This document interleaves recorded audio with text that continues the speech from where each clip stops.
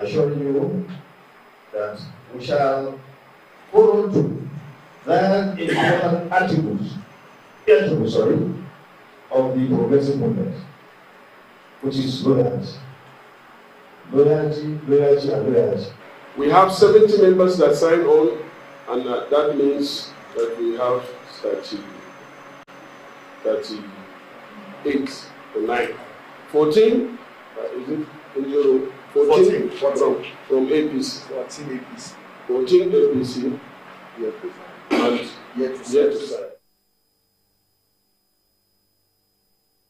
Let's take a short break, and when we return, it will be time to speak with our guest of the day, who is the governorship candidate of the Labour Party in Enugu State, Chijioke Edeogah, and member-elect Honorable Mark Chidi Obetta, representing Nsukka Igboeze's South Federal Constituency. Please stay with us.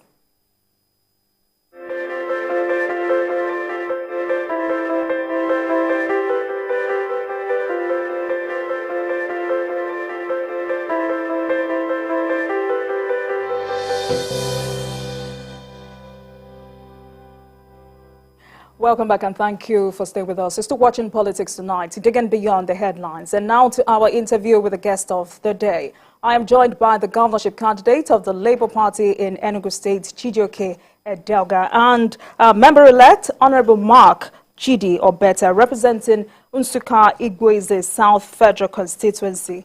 Gentlemen, welcome to Politics Tonight, and thank you for joining us in the studio. Thank you for having us. All right. Now, let me start with you, Honorable Edeogah. It's been a month since our last conversation. Let's start with politics in Enugu State. How will you describe the situation of things now? Thank you for having me. The situation of things in Enugu right now, politically, one can say that the people, the voters, the electorate, are still in a state of suspended animation. They realize that the outcome or what INEC announced with regards to the governorship election was not what they intended, was not what they voted. The outcome was not in tandem with the votes that were cast. It is not in tandem with the wishes, the expectations of the people of Enugu State expressed in the votes that were cast initially for LP. In the House of Assembly, LP has 14 members now, out of 24 members in the House of Assembly. In the National Assembly, LP has 7 members out of 8.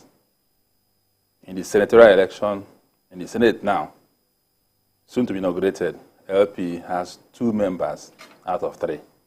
It expresses, that outcome expresses clearly the voting preference of the people of Enugu State. Unfortunately, for reasons which are now unfolding, the vote that were cast for LP with regards to the governorship position was clearly aborted by a combination of INEC in Enugu especially, and then the PDP working together to abort the dreams of our people for a change, complete change in the electoral situation in Enugu State, complete change in the political situation in Enugu State. So right now there's gloom in Enugu State. It's true that people are making mechanical gestures with regards to inauguration and all those ceremonies, which should really be the outcome of a popular acclamation or joyful, the beginning of a joyful thing or the end of a joyful thing. So in Enugu State right now, there's gloom and unhappiness and a sense that what we wanted or what we want is yet to come, is on the way. So there's a combination of dismay and gloom and also hope. It's that hope that makes people troop out en masse the other day to the tribunal to watch the commencement of the proceedings to reclaim our mandate, the mandate of people of Enugu State. All right, Honorable Edeogah and Honorable Obetta, I would kindly urge that in the course of this interview, I would kindly urge us to, stay away from accusations or allegations that have not been substantiated, Yeah, sure. or calling of names. So let me come to you, Honorable Obetta. First, congratulations on your victory at the poll. You're a member-elect. How would you describe the outcome of the election? Yeah, thank you so much, and thank you, viewers, for having us tonight. The outcome of the election was the will of the people. The people of Enugu State, over the years, have suffered for so long, and they wanted genuine change, and that's why they voted for Labour Party all the way. I'm from Enugu North Senatorial Zone, and in Enugu North Senatorial Zone, we won all seats at the presidential election. We won the senatorial seat and 3 House of Rep members from that zone.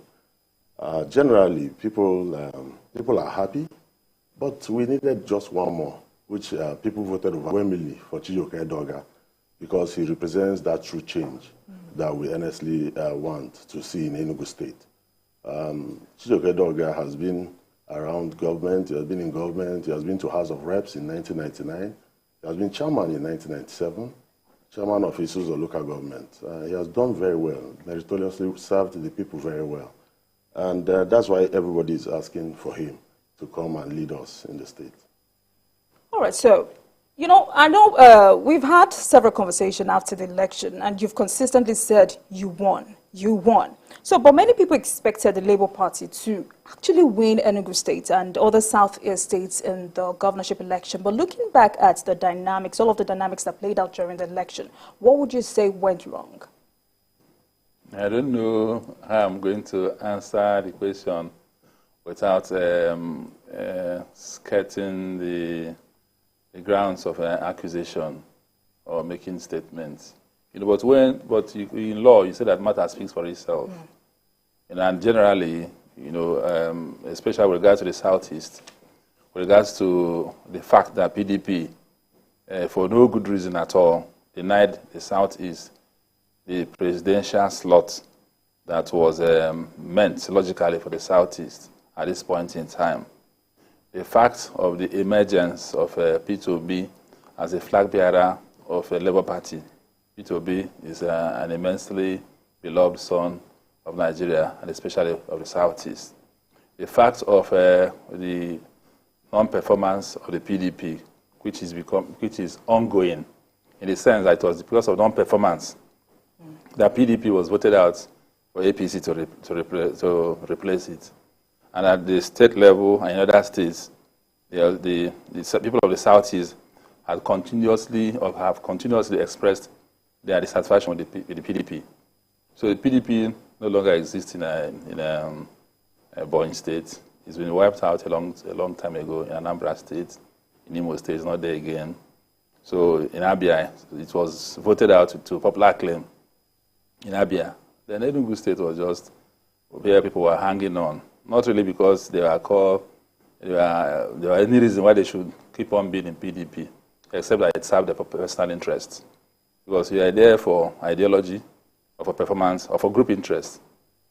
At the point where PDP denied the Southeast the presidential ticket, the reason the entry of its being was dismantled. Because PDP came essentially for national cohesion. That was why Alex Ekweme formed PDP after the June 12 debacle, where there was need now to build parties that was all-inclusive. So the national presidency and inclusiveness was at the heart of the founding of PDP. And I am a founding member of PDP. So when the presidency went to the southwest, Obasanjo, went to the next, Yar'Adua, came down to the south, Goodluck, went back again to the north via the outgoing president of Nigeria, Buhari, General Buhari retired. Logic dictated that he should go to the south of Nigeria. And APC responded to that logic. PDP, for reasons which you understand, where you have a mentality that it must be, refused. So all well-meaning people, especially in the Southeast, their mind left PDP.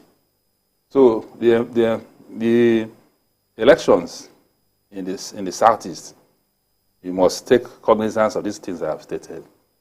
The fact of the anger with PDP for denying the Southeast the presidential slot. All right. And the non-performance over the years of PDP which led to his defeat in the 2015 election. And then the fact that in Igbo land, the folklore of the Igbo people, this philosophy is consistent with dynamism, change. So the mood for change in the Southeast was everywhere. So anywhere you see PDP win in this past election, that is where you ask what went wrong.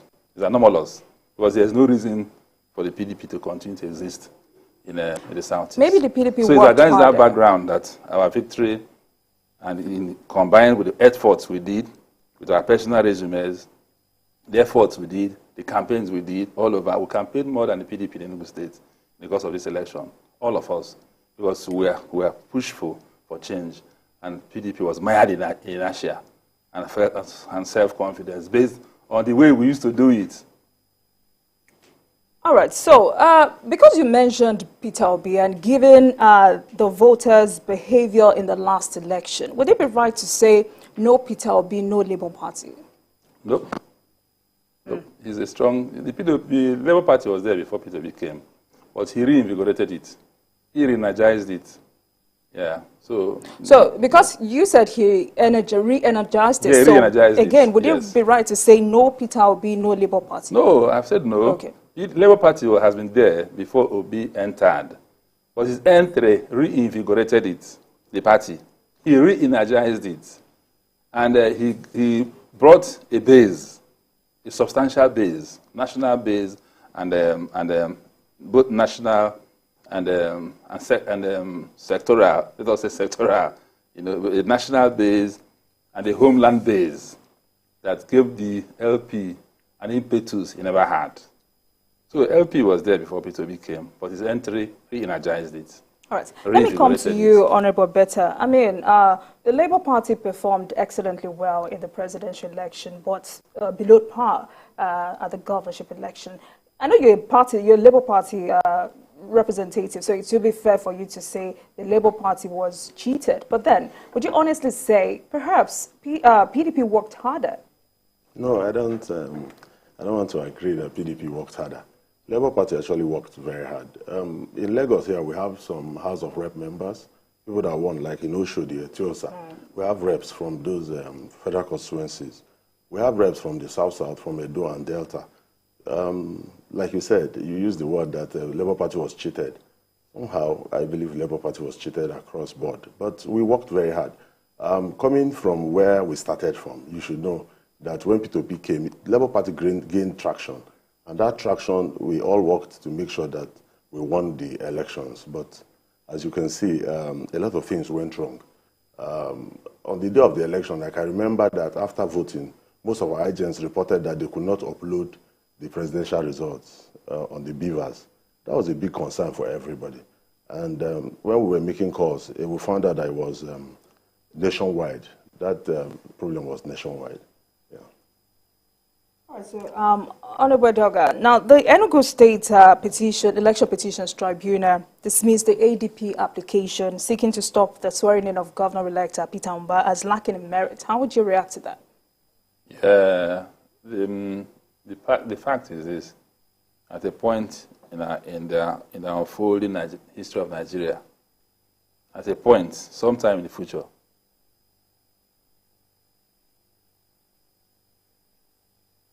Please go ahead with your okay. So not too far, not too long from now, it will come to a general realization that there is no point swearing in persons whose elections are being contested. You create several psychological and legal and political challenges when you so do. So that, you know, that is true. That suit was dismissed, but that suit also contains the seed of what is going to happen in the next few years. It just tested the waters. I was not part of those who instituted it, but I know that the sense that you are not going to swear somebody whose election is being challenged in is something that is going to happen very soon. It's also contained in the Waste report. The Waste recommended that maybe 6 months before the end of tenure, elections will hold, so that before the end of tenure, electoral challenges would have happened and been concluded with. You impose psychological challenges and legal challenges and logistics challenges on the person who is challenging an election, and the person whose election is being challenged is sworn in. You know, it needs something very strong to keep on going on. Meanwhile, it's part of the desperation, the sense that somebody will just collateralize the system or ambush the system or go somewhere and announce results and say, swear me in, let them go to court. You understand? It imputes desperation into the political process. So if you know that even if you manipulate yourself in and you are sworn in, you're not going to get in until the electoral challenge is resolved or challenges are resolved, then it will reduce the tendency to fight this, to do unholy things. So part of what we are going to do going forward to reduce the tensions that are generated by people who want to go in at all costs is to make sure that challenges are exhausted before people are sworn in. Initially, there was a fight, there was a worry about changing the time for assumption of office. But the P2B challenge in Anambra State has made it possible now that governors must not all go in at the same time. So I'm sure that in the next about maybe 8 years' time, or before then, Nigeria will come to the realization that you don't need to swear anybody in whose elections are being challenged. It will reduce the tendency, the inclination to ambush the system. It will reduce the tendency to go in and begin to use the resources of the state and the powers of the office that you're contending to do things in order to stabilize yourself. So yes, that seat was struck out. A similar one may also be struck out in Abuja, but that it just gives you a sense of where Nigeria is going or where Nigeria ought to be if we really were responsive to the dangers or the obvious challenges that the systems show us every day. So we must be a people who are ready to respond to the challenges we have, respond to evident problems. Somebody just takes up the system, announces himself, maybe connives with some officers of the INEC, and you swear him in. What you do is encourage such brigandage and then give him time to stay in office 1 month, 2 or 3. Any time he stays in that office, so I know you've also vowed to reclaim your mandate in court. How far have you gone with that? And do you trust the tribunal to deliver judgments in your case? Definitely. Definitely. So how far have you gone with it? What we have done is that we have filed all our petitions, all the things that we need to file. They have also replied. We have also replied. And the initial pre-trials meeting has held. I think another one will hold on 2nd of June. Thereafter, the proper trials will commence. So I'm confident that, because as far as I'm concerned, the matters that we have tendered, they speak for themselves. I don't want to go into the details of it or to prejudge anything, but I have the confidence. that the truth will prevail, justice will prevail. I have that supreme confidence that at a point in time in the journey to justice, as we ascend the ladder of justice, that God's will be done in our lives on this matter. All right. Honorable Chidi Obetta, you're representing Nsukka Igweze South Federal constituency. What should the people of your constituency expect from you? Oh, a lot. My people are predominantly agrarians. That means they are farmers. I'm going to give them quality representation. We're going to look at ways to promote agriculture in my constituency. Majorly, you see people that farm cassava. That's the major crop that they farm in my constituency. We're going to look at all the programs, all the schemes that we have with the CBN and Bank of Agric and see how we can bring them closer to our people and also encourage those back home. Another very important aspect of lawmaking and also representing our people is the issue of oversight, which you know. Whatever committee I find myself, I'll make sure that I deliver good oversight functions. And whatever that is due to our people, we'll definitely bring it back to them. We're looking at a lot of programs for our people. We're looking at empowering the youths. We have a lot of unemployed youths in my constituency. We're also looking at how to teach them a lot of skills. So we're going to be doing a lot of skill acquisition in the constituency, you know, amongst several things that we're going to bring back home. All right, gentlemen, let's take a break. Tonight on Politics Tonight, we're revisiting Enugu State governorship election with the governorship candidate of the Labour Party, Chijioke Edeogah, and Honourable Member-elect, Honourable Chidi Obetta, representing Nsukka Igweze South Federal Constituency. This conversation will return after this break. Please stay with us. Thank you.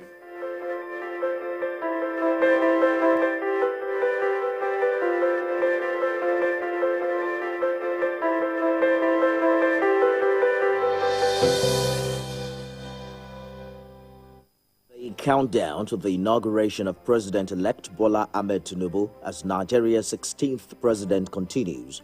More and more world leaders are showing solidarity with him in recognition of his well-deserved win. The United States, United Kingdom, China, Ukraine, France, Ghana, Sierra Leone, Cuba, Nicaragua, Namibia, and a host of others have already sent in their congratulatory messages. The ECOWAS Parliament and other ECOWAS bodies, the D8, that is, the Developing Aid Organizations for Economic Cooperation, the African Union, are among organizations that have recognized Bola Tinubu's impressive win in the presidential election held on the 25th of February, 2023. The United States congratulates the people of Nigeria, President-elect Tinubu, and all political leaders following the declaration by Nigeria's Independent National Electoral Commission, or INEC, on the results of the February 25th presidential election. This competitive election represents a new period for Nigerian politics and democracy. Each of the top 3 candidates was the leading vote-getter in 12 states, a remarkable first in Nigeria's modern political era, reflecting the diversity of views that characterize the campaign and the wishes of Nigeria's voters. Namibia also looks forward to a good working relationship with the incoming government of President-elect His Excellency Asiwayo Bola Ahmed Tinubu. The goal of world leaders is to partner with a prosperous Nigeria, the economic giant of the African continent. Tinubu's presidency is expected to usher in unprecedented growth and development across all critical sectors.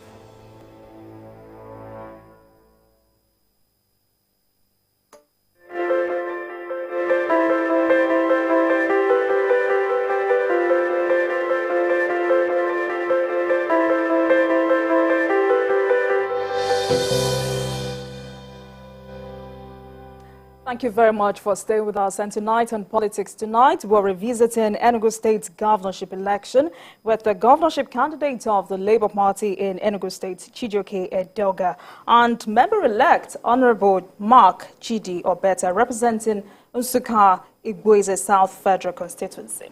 Honourable Obetta, let me continue with you. Now, the Labour Party secured a majority in Enugu State House of Assembly with winning 14 seats out of 24. What does this mean for your party? What it means is that for the first time, Enugu State is going to have another party as majority party in the State House of Assembly. For 24 years, it has always been PDP all the way. They've never had a minority party or a majority party. So for the first time, the people have voted PDP out, and we won 14. What it means now that Labour Party will be the majority party, and PDP is now the minority party in the State House of Assembly. We are going to produce the Speaker. Labour Party definitely is going to produce the Speaker for the 10th Assembly in the Enugu State House of Assembly. What you need to produce the Speaker is simple majority. With 14 out of 24, you constitute majority in the House. So, and also for principal officers, they are going to have 10 principal officers in the House for the first time. They've only had majority leadership, but now they are going to have 6 for Labour Party and 4 for PDP, who they have become the minority party in the State House of Assembly. Okay, so that's for your parties. But for the people, what does this mean for the people? It brings a lot of hope. It brings a lot of hope because the legislature, which is the fulcrum of every democracy, gives the common man hope that the legislature can checkmate what the executive is doing. So with 14 members, we are very sure, and producing the leadership of the House, we are very confident that they will checkmate, oversight whatever the PDP-led administration is going to do in the few months that they will be there. But because by the special grace of God, we are going to reclaim our mandate at the tribunal and at the court. All right, Honourable Edeogah, while you answer that, how can the Labour Party leverage on this to revive its fortunes in Enugu State? The fortunes are at its highest. What is there to revive? We're in control of the House of Assembly. We're in control of the National Assembly regards to those who are represented in Enugu State, both the Senate and the House of Reps, the Senate and the House of Reps. We're also going to take back the governorship position, because nobody in Enugu State believes that LP lost. Nobody believes it. Nobody believes that at all. And the voice of the people is the voice of God. So we are going to go through the process which the law establishes, the tribunal. If we win at the tribunal, which we hope to do, then that's it. So we'll begin the process of really giving our people a government and an administration that they deserve in terms of infrastructure, in terms of delivering all the things that touch our people's lives. Roads, water, pension and gratuity, security, educational reform, health reform, in its most fundamental sense. Ease of doing business, and all those things that matter to our people. Urban renewal, environmental challenges are at its worst now. We're going to do urban renewal. We're going to move Enugu State, the capital city, beyond the confines at where it is now, because there's stagnation now and anomie. Everywhere is dark and gloomy. So we're going to light up the place. We're going to revive enthusiasm, bring back enthusiasm, bring back Nollywood. Enugu is a natural hub of Nollywood, both for Nigeria and Eastern Nigeria, but the place has become deserted now. Everyone has gone to Asaba and outside. But we're the natural home of Nollywood, Jack Oji, all of them. Zach Oji, all of them. So we're going to fire on all cylinders in different directions at the same time, so as quickly as possible, return hope to our people, revitalize Enugu State, so that we can revitalize Eastern Nigeria. All right. Eastern Nigeria Renaissance will start from Enugu State. Immediately we'll start in a few months' time. All right, so let me take you back to pre-election. We didn't have enough time to talk about this during our last conversation. How was Labour Party able to resolve the disagreement over the party's governorship primary involving you? We went to court. The people who were the promoters or the persons who were contending with me didn't let go. So we went to the court, from the High Court to the Court to the Appeal, to Supreme Court, back to the Supreme again, until we won. There was a determination to take me out of the 30 tickets, to put me out, in order to disable Labour Party. They saw the victory coming. They know what I represent, the values I represent, what I embody. So they didn't want what has happened to happen. So eventually, we won at the High Court, we won at the Court of Appeal, we won at the Supreme Court. And we are going to win again, because that is for us, for now, is the will of God. All right, so just a few days ago, I had Comrade Ahanotu on the show, and we extensively talked about Labour Party and this post-election crisis. What's the fate of the party in the States? Enugu State, no, we are one. We are one, cohesive. Including those who did not want you to become the governorship They were never in Labour in the first place. How do you mean? Those people were never in Labour in the first place. All those persons they were using to litigate us from the High Court to Appeal to Supreme were never in the first place Labour Party. They were not registered. They were not card members of the party. They don't have belief in the party. They didn't embody the principles of the party. What the party represents or don't represent. They were just buccaneers they were surrogates of the interests that have kept Enugu State down. So Enugu State is cohesive. Labour is cohesive and resolute and determined and united. Leadership is Kasmia Abo Barrister, a visionary and far-sighted young man who has done well in galvanizing the party. And the party, we were there. As the flag bearer, I'm still the leader of the party, the current leader of the party. So I'm not going anywhere. And there are people who believe in what we are doing. So the party is very strong in Enugu State, and it's going to be strong for a very long time, I can assure you. All right, Honorable Obetta, a court nullified the candidature of a Labour Party in Kano and Abia State. What impact is this having on the party? None at all. I can tell you none. When we saw that judgment, we were all taken aback because we least expected that, from Federal High Court or State High Court. And from the news, what I saw, the governor-elect of Abia State Alex Oti has appealed that judgment, and I'm very certain that there's no basis for that, because it is even a pre-election matter. So why should it come up after elections? So there's no locus standard for that case in the first place.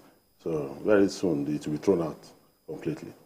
So I know your party has, appealed the judgment. How confident are you that about upturning the ruling? It's just that the judgment of courts must be respected. You don't say, okay, it doesn't matter, really, because it could be made to matter. So respect for pronouncements of the judiciary is very important. It's in that sense only that I understand that appeals are being filed. But if you read that judgment, towards the end, the judge said that this matter does not apply to Abia State, because Abia was not even joined. So it was just a media hype that had no connection with the actual thing that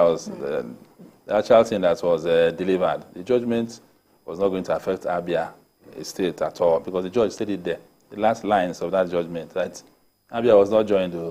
So it maybe, I don't understand the gimmicks that people play in Nigeria.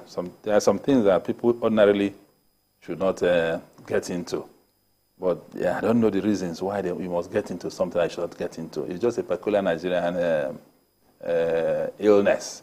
We hope with time, with the awareness that people have now, social media, enlightenment, a global village, we just hope and pray that Nigeria will inch towards some sort of civility or civilization that will make us really, really civilized people. If not, those kind of interventions are absolutely unnecessary. So it does nothing to Abia. It does nothing to the situation in Abia State at all. It changes nothing at all. I wanted to ask you if you're worried. No, I'm not worried at all. I'm not worried at all. We are intact. You see, let me tell you, Labour Party produced 2 professors out of 35 House of Rep members elect. We have 2 professors in our midst. It tells you the quality of representation we are going to have at the National Assembly. So I'm not worried. We have the best hands. We produce the best hands during the elections. And I can guarantee today that by the time we are sworn in, we will give Nigerians what they honestly want. We're going to give people quality representation. And you see a difference. We'll start making a difference.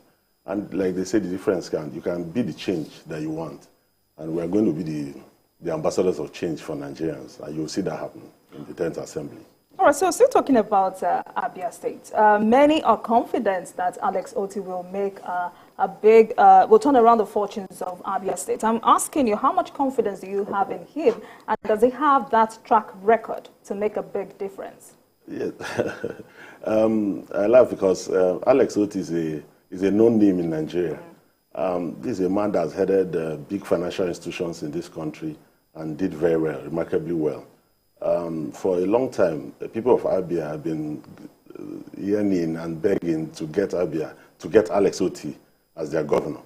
He has done well in the financial sector. He's an entrepreneur that everybody with high repute in the country. I'm very confident he will do very, very well. He has started work. Last week, I had a meeting with him in Abuja, and he advised us. He mentored us. We had a very extensive discussion with him. So you see, you can see the kind of leader he is. He's extending his hands of fellowship and leadership to members elect of Labour Party. So he's a great leader, and we expect him to do well. So, Honorable Edeogah, how much confidence do you have in this man? Rex, we're sure that he's going to do well. He's an economist and a banker of repute, and a founder of builder of institutions. I think he's even the major force now behind the Signature Bank, which is getting traction. And he has fought for that governorship. I think this is about his 3rd bid for governorship. And on most occasions, he had won, except that the electoral system was not conducive to giving the correct outcomes. But by the grace of God, this electoral reform came, and he rode on its crest wave and won. And his victory, it was massively resisted. The time the forces of backwardness were trying to stop him in Abia, they also tried to stop me in Enugu State. The battle was going on simultaneously, but he won because that is what God wants for him at this point in time. And the jubilation that followed his victory was massive and indicative of the fact that he has won the people's hearts. So that's that sense of buoyancy, that attended him will also encourage him to do well for his people. So how do you think Labour Party should handle this to avoid a backlash? From where? From people. From Nigerians. Handle what? Handle all of these issues. What are the issues? The courts. We are law-abiding people. The electoral law says that after the announcements, if you're not in agreement to announcements, you should go to court. So we are law-abiding people. We're in court in Enugu State. We're in court in several other places. We're in court at the national level, at the presidential level. We're just hopeful that the judges will give justice. We believe in God, whether it's you worship it through the Quran or through the Bible. And justice is something that is a cornerstone of all those holy scriptures. Whether you are in Abuja attending to the presiding over the presidential litigation as a judge, whether in Enugu in the tribunal, we believe that if God is a God of justice, and it will touch the heart of people to render justice. So because without justice in Nigeria, I don't think that we can make progress. Justice is a fundamental requirement, fundamental norm of even our lives as human beings. So justice is also a healing balm. If you sense that justice has been done to a matter, you will relax, you will calm down, you're able to give in your best, you're able to forge ahead. But without justice, I don't think that things can, things are really bad in Nigeria now. You can see it. Immigration, people are living in droves, people are committing suicide, people are behaving in all sorts of abnormal ways. So we really need to sit down and work out how we are going to make progress so that Nigeria becomes the country of our dream, where there's inclusiveness, there's peace and progress and development. These things cannot happen without justice. And not justice being marketed, though, justice in fact and in form. So evident justice will help us. And we believe in the Labour Party that justice will come with time if we persevere. Honorable Obetta, for now, there is a governor-elect in Enugu State. So do you see the Labour Party offering the needed opposition against the incoming administration? We're already in opposition already. We're an opposition party. We'll continue to play our role as opposition party. The most important thing is to make sure that the wastages, the bad governance that we have seen over the years in Enugu State is stopped. We'll continue to play that role because the people that elected us for good representation, they elected us for the change that they want to see in Enugu State. We have guys with impeccable character in the House of Assembly that will be sworn in the House of Assembly. They also play their role. But we must join hands to bring development. We are law-abiding party members, and whatever we have to do to develop Enugu State, we'll do that, even as an opposition party. But we will make sure that everything that is done according to law. So, Honorable Chijioke, you participated in the Enugu PDP primary that produced Peter Mbah as the candidate of the party before you moved to Labour Party. Has he reached out for reconciliation or for collaboration in his government? No. Have you reached out to him? Not that we're expecting anything like that. We have to. The process must be exhausted first. We don't believe in the outcome as announced by INEC, working together with PDP. We don't accept that outcome. So this is not time for extending any gestures or any niceties. We are going to follow the process to its end. And thereafter, we'll decide what to do as a party, as a people. So we're not in a hurry to be nice to anybody or anything. All right. So how will you describe the ability of Peter Mbah to bring the needed development to Enugu State? It won't arise. That appraiser won't arise now. It won't arise now. He's the governor-elect as we speak. He has not started. So later, even if he starts, he has to tell us where he's going, or we'll see from his dance steps. Well, he has said that... I don't want to talk about... Let me tell you the things he has said. He said he will be fair to all. He also said he will end a perennial water crisis in Enugu State within 180 days. Do you believe he has what it takes to do that? I'd rather not talk about him now. I don't see the sense in talking about him. I think it's a passing phenomena. I think so. Let us exhaust the process first, the legal process. Then we'll decide. We'll talk about those things. So, Honorable, I mean, you won your election, so let me direct this to you. Do you see him, what's it called now, Peter Mba, bringing the needed development to Enugu State? I don't know him that well, so I won't be able to, I'm not in the right place to say much about him. I don't know him very well. I don't know his background. Unlike Alex Oti, that I was in the bank, actually. I was in Guarantee Trust Bank, so I know about Alex Oti's performance when he was in the banking industry. So I don't know much about Peter Mba. I just started hearing about him when last year, when this election, before the elections or so, when he got the ticket of the PDP. So I don't know much about him, and I've not read anything about him. So I won't be able to say that this is what he can do. I can't say about his capacity to deliver. All right, so just some weeks ago, I had the AAC governorship candidate, Kano, on the show, and he advised the governor-elect to do away with old politicians if he wants to succeed in Enugu State. So how bad is he? How bad is it in Enugu State for him to have made such statements? Those kind of idealistic, they're not even idealistic statements. We cannot do away with old politicians. Experience is important. Experience is important.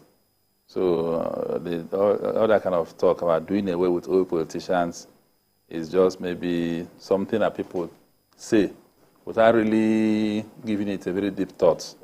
I would not advise anybody, not even the incoming, the president-elect, to do. It's a mixture. You must have a mixture of the old and the new, because the old have their own purposes, the new have their own purposes. They must gel. Then a leader who will synthesize and give direction. So I don't accept such a kind of sweeping statements. You know, you can't just, there must be experience.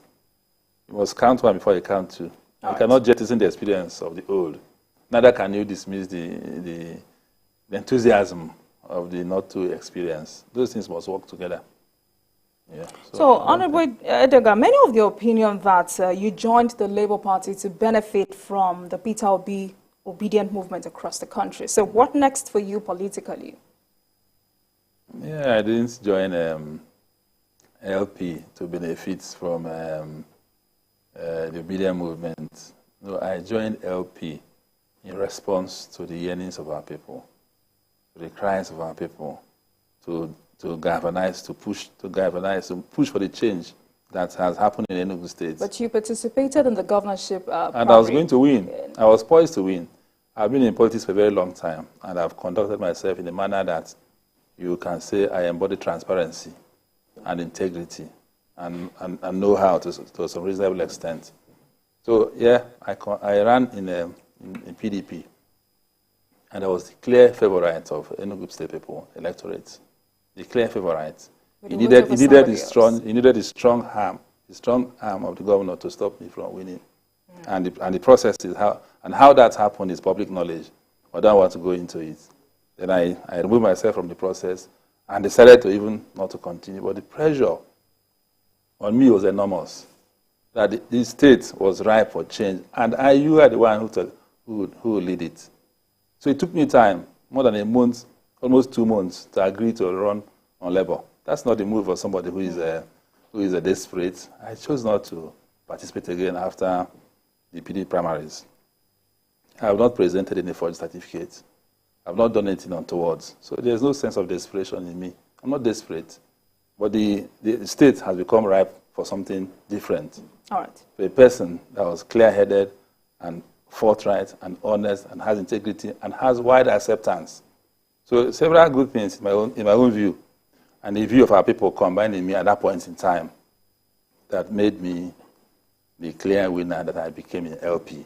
All right, so my final question is directed at both of you, but let me have Honorable Edeogah answer this first. The inauguration of the new government is less than 5 days away. How will you describe the expectations of Nigerians? The expectations is a mixed bag. It's a mixed bag. Lots of people are not happy about the outcomes everywhere. Many people are not happy about the outcomes. The outcomes in several elections, I don't want to begin to mention names, but the outcomes in several elections have not met, they're not in consonance with the expressed wishes of people, even what they expressed democratically through the ballots. But we have a president-elect, and he will assume office on the 29th of May. How will you describe the expectations of Nigerians? Life must move on. Life must move on. Life must move on. We expect that, because I don't believe that there should be a vacuum. I don't believe it. All right. At any level, there shouldn't be a vacuum. So all those who have become beneficiaries of what has happened now can become forces for change. All right. They can find out what the people really want and see whether they can move in that direction. Thank you. Honorable Chidi. Nigerians expect a lot. The outcome of the elections was not actually the will of the people, majority of Nigerians, I can tell you. From my state, yes. In my state, Chidi, that's an assumption. Yeah, in my state, I can tell you, you practice investigative journalism, so you can investigate what is going on, especially in my state, Enugu State. People are not happy. These things come with a lot of joy when you hear that there's an inauguration coming up in 5 days. But if you go to Enugu State, there's no excitement, there's nothing happening there. Everywhere is gloomy. All right. That's Enugu State, I must say. Yeah. But you cannot use Enugu State. Is Enugu State we're talking about, really? No, I'm talking about Nigeria as a whole. It means you didn't get my question, but then thank you very much, We don't want to go in that direction for coming for now. On the program. Tonight on the program, we discussed revisiting Enugu State governorship election with the governorship candidate of Labour Party in Enugu State, Chijioke Edeogah, and member-elect Honorable Mark Chidi Obetta, representing Nsukka Igboeze South Federal Constituency. Thank you very much, gentlemen, for coming. Thank you so much.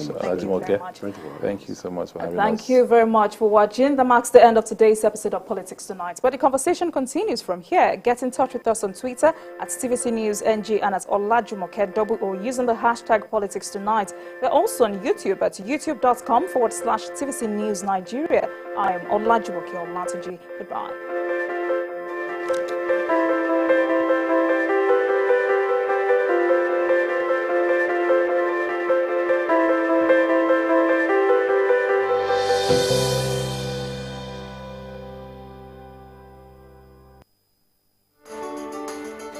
There is always more to a story than the screaming headline.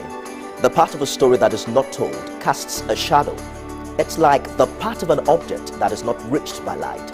On TVC News, I'm able to explore the many angles there are to a story, talking to stakeholders, asking the difficult questions, and digging for facts.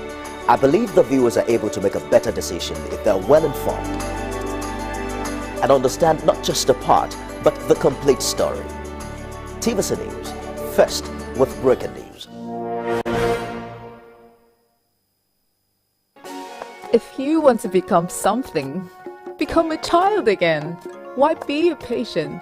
If you must worry, then worry about winning. Why worry about germs? When you come home, bring